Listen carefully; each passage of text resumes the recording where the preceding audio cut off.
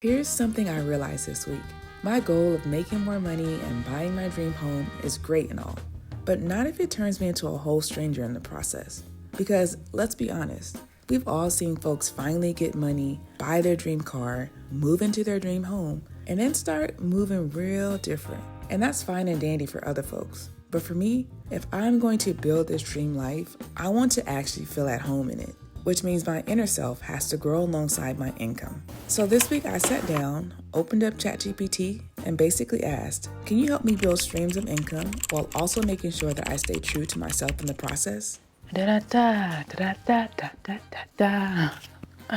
It is week 2 of my self-edit series, a transformative journey where I am trying to radically change my life one edit at a time, just one. Now last week I shared with you guys that the first edit I'm working on is my income, and I want to buy my dream home eventually. We're not putting no timeline on it because, you know, life be lifing, especially right now. Life is really lifing for a lot of us, okay? So this week ChatGPT helped me come up with a roadmap or like guidelines to not only help me increase my income, but also do the inner work to stay true to who I am as my income increases, because it will be increasing, right? Yeah, it will be. So the first rule that I've set for myself is that I will only select income streams that align with who I am. Not the hustle culture stuff or the make $1 million in 30 days fantasy. No, she's not doing that. I want whatever income streams I pick to feel natural, energizing, and scalable without making me go crazy. There's no point in getting a dream home if I'm gonna be in the loony bin. So let's go over to my desk and I'm gonna show you some of the income streams that I'm thinking about doing to help me increase my income. Let's go. Boop, boop, boop, boop. Do. Okay.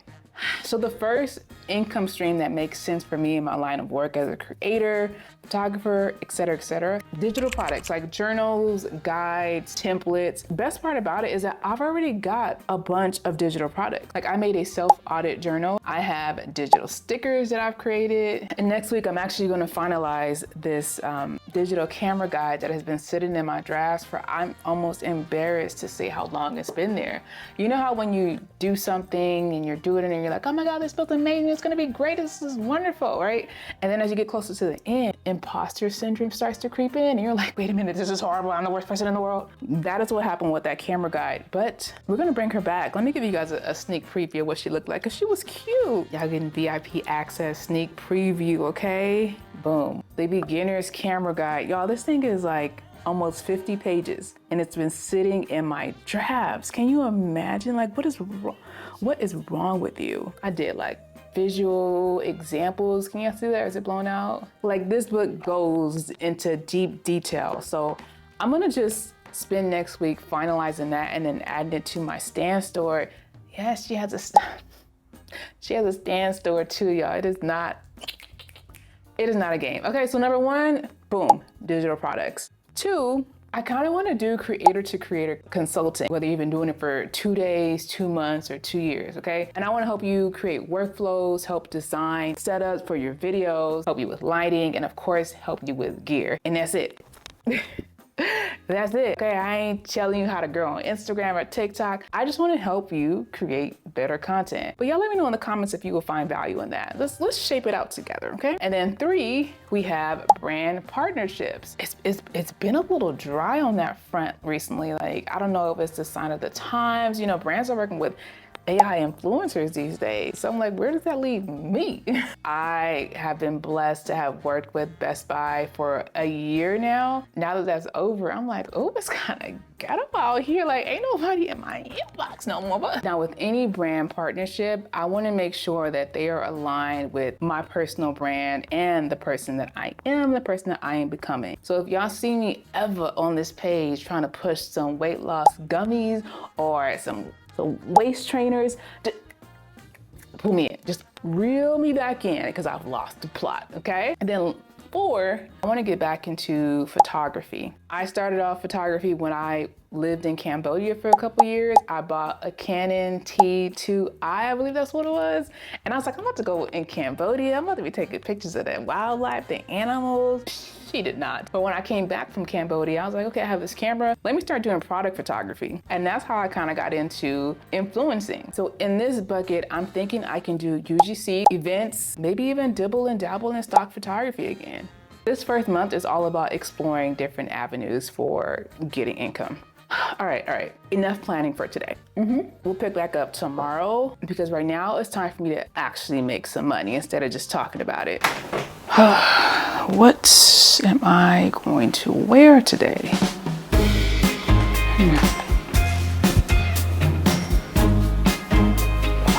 You would think I was going to a funeral and not a friggin' baby shower, but it's all I got. It's all I got. Okay, let's get some shoes. Girl, got to get the right socks. Oh yeah.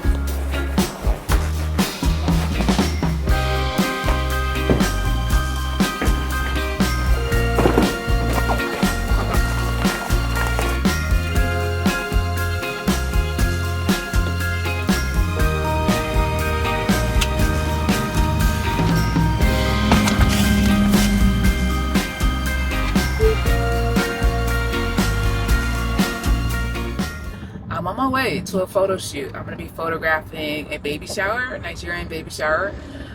It's my first time taking on a booking in a while, okay? I stepped away because I wanted to give content creation more of my attention and more of my time. But now that I have this goal of buying my dream home, that means I got to make more monies, okay?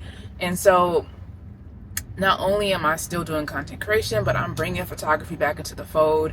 I'm trying to see if I want to do more like in-person events and, you know, maternity style stuff, family style stuff, which is what I was doing before.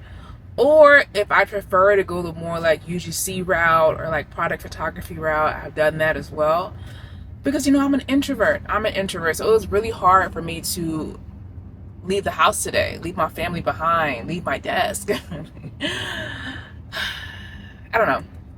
I would not always get this feeling heading into a photo shoot. Like, it's just, I don't know if it's not anxiety, a little bit of anxiety, because you just never know what you're walking into and what the environment's going to be like. And, you know, of course, you want the photos to look good, too, at the end of the day. So there's a lot going on in my head. And as an introvert, our minds just be swirling and twirling, which is also a reminder of, like, maybe this is not the path that I want to go back down. Because I don't feel 100% about it, you know? So yeah, we'll see. We'll see how today goes and how I'm feeling afterwards.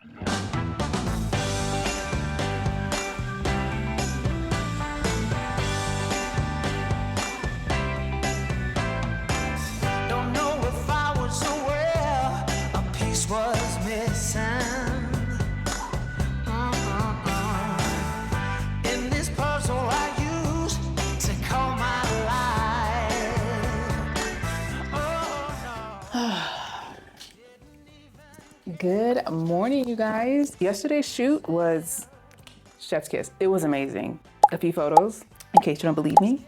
On a scale of 10, how would I rate it? I would say an 8. Like, I really enjoy just capturing these moments of like happiness and love and just giving people memories that they'll remember. And then when you get like messages like this from your client, it just makes it all worth it. But let me tell you, it's exhausting. It's exhausting. Like, I came back from there with about 800 photos to sort through and then edit and then, you know, retouch a few for her. So it's a lot of work. It is a lot of work, but the bag was secure. Yes, it was. Now that we've said yes to income, it's time to talk about what I will be saying no to. Because not all money is good money. And I refuse to trade my peace for a paycheck. No. So here are some of the boundaries that I have set for myself during this journey. I really want to work on embracing the power of no. Because a lot of times in the past, the things that I've said yes to, clients, brands, etc., it was out of fear of like saying no and disappointing somebody, or speaking up and saying, hey, this is my value, this is what I'm worth, okay? And that led to a lot of exhaustion and me not feeling fulfilled in my work. So this time around, it's a no for me, dog, okay? It's a no to draining clients and brands. It's a no to clients and brands that don't align with who I am. It's a no to selling things that I don't believe in as a creator, okay? So again, if y'all see me over here pushing things that just don't make sense for me or my brand or the person that I am becoming, don't hesitate to grab me by my shirt collar and yank me on over, okay? You have my permission. So every week I'm going to check in with myself during my self-edit check-in at 6 o'clock a.m. every day, where I either do a prompt, do some journaling, do a voice note, and I'm essentially asking myself, am I still building my dream in a way that is true to myself? Or am I just doing what I think will work, or doing something that keeps me in my comfort zone, even though it doesn't progress me forward? This is a question that I will continue to ask myself every week during this journey to make sure that my current self is in alignment with my future self. All right, I'm getting ready to go to the grocery store, pick up my child, and then we'll see where the night goes from there.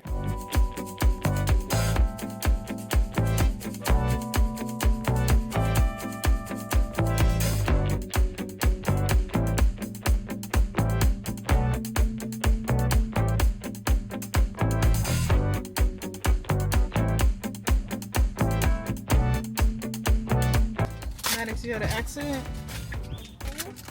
Yes, I know. You can't go to big kid school if you're still peeing on yourself.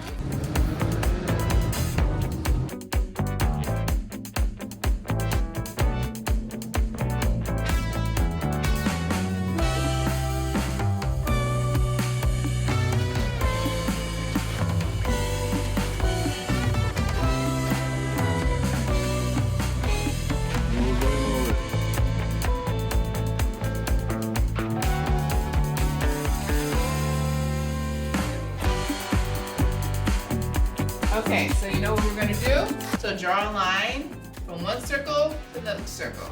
Square to the square, star to the star, and circle to the circle. Nope, no. Like this. Like this. Circle to the circle, okay? Sorry.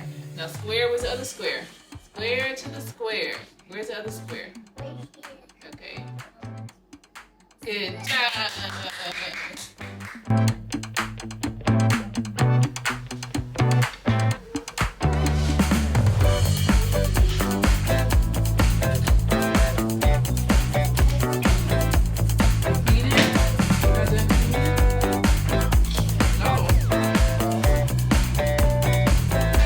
I printed out my roadmap for the next 6 months of my journey. I'm gonna hang it up somewhere in my office so I can just quickly and easily refer to it, so I don't swerve left or swerve right on my journey. We on the straight and narrow, right? That is a wrap on week 2. We talked about not just income, but also the inner work that goes along with it. I am really excited about heading into week 3.